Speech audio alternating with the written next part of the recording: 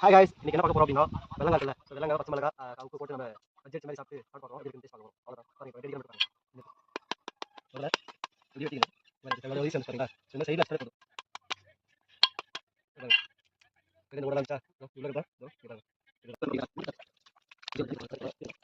வச்சுங்கன்னா கழிப்பாங்க natural தண்ணி கழிக்கிறோம்.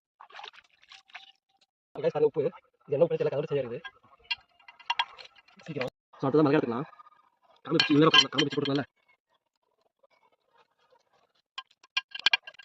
பாருங்க உப்பும் மிளகாவும் நசுக்கியாச்சு. அடுத்ததா ஸோ இதை நசுக்கலாம், எல்லாம் நசுக்கலாம்.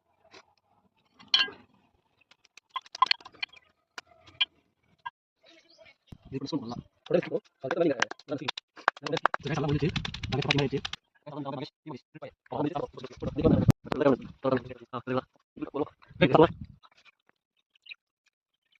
அருமை கால் கொஞ்சம் கம்மி.